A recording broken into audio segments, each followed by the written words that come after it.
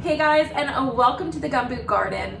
Today we're trying our hand out at making a new type of spread, Honeysuckle Jelly, which I know is a bit of a weird one, but we have a Japanese honeysuckle taking over in our yard. And I've just recently found out that we can use the blooms to make tea and tinctures and even this jelly that we're going to make today. So this morning I was out in the garden harvesting as much of these yellow and white blooms as I could.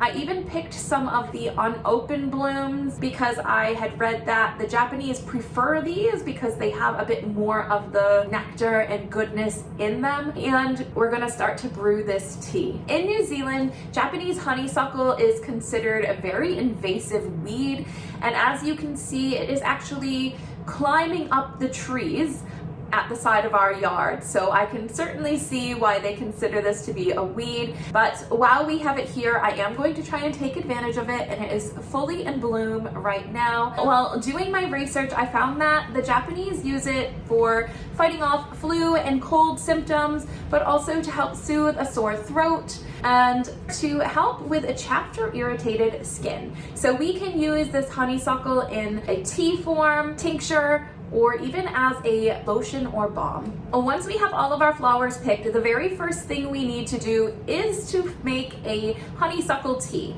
So I'm putting in 2.5 loosely packed cups of the honeysuckle blooms and 4 cups of water. Now we want the water to be hot but not necessarily boiling. Cover this up with some cling wrap and we're going to let it steep. Once your tea has come down to room temperature, you're going to strain those blooms out. Get your jars sterilized, pour your tea into a large pot, and bring it to a boil. Our honeysuckle tea is at a boil now, so what I'm going to do is add in a 1/4 cup of lemon juice and 2 tablespoons of vanilla extract, and I'm going to give that a stir. Then I'm just going to combine 1/2 cup of sugar with my 1.75 ounces of pectin, and we're going to mix that together. Once that's all combined, I'm going to pour that into our mixture here and give that a stir. It actually smells so sweet and good. It smells really nice. Then we have to add in 2.5 more cups of sugar. And we're gonna keep stirring this until it comes up to a boil.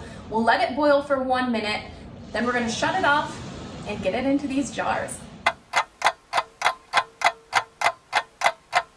So the recipe says to just stop it from boiling after 1 minute. However, the pectin that I got says to boil for 5 minutes. So I am just continuing to boil this for 5 minutes or so until it looks a bit thicker to me, because after the 1 minute, honestly, it just looked like a little bit like sugar water because of the thickness. I mean, I've never used pectin before, but I have made jam before, and it does need to be thicker than that before you stop it. So that's why we're just cooking it a little bit longer until it looks more, oh, there's my 5-minute timer, like the jelly consistency that I was expecting. Okay, so I just tested it. I think it's ready. It is definitely a lot thicker than it was the first time, so it looks more like jam's supposed to be to me, or jelly. In total, I boiled the jelly for 10 minutes. So we're gonna get these filled up and hopefully they'll all seal. And then tomorrow we will check to see what the consistency looks like inside the jar to see if they've all set. I have tasted the jam and it tastes so good. It's like sugary but has like this flowery taste to it. It's really nice actually. Just tasting it as a tea, I wasn't overly thrilled about it, although it did say if you're having it as a tea you might want to sweeten it, and I can completely see why. Once you've cleaned the rims off and put the tops on to just a fingertip tightness, we're gonna put them back into the steamer and let it come to a boil. Let it boil for 10 minutes before we take them out to let them cool for the night. It's a time to check on all of our jam. So we have 1, 2, 3, 4.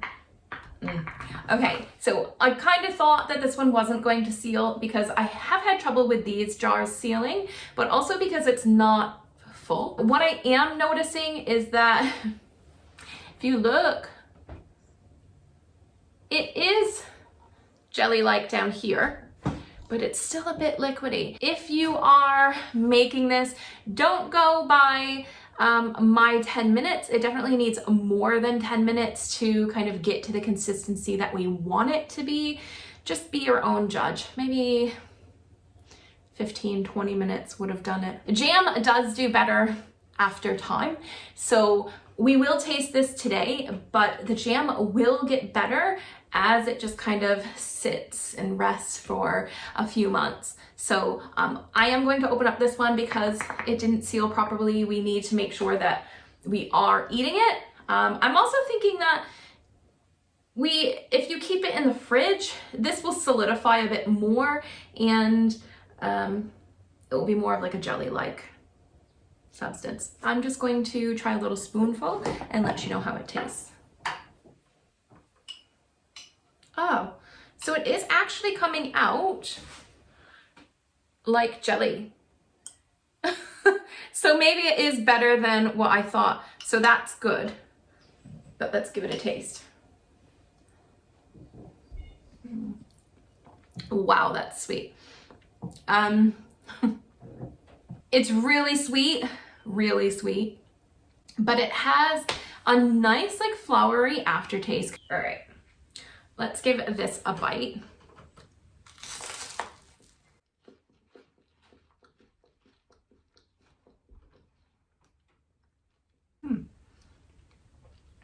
Tastes a little bit like honey, actually. Putting it on the bread 100% takes away the like too sweetness factor. Definitely has a bit of a honey flavor. That's what I'm getting. Give this honeysuckle jam a try if you have any honeysuckle around, and I will catch you in the next one. See you guys.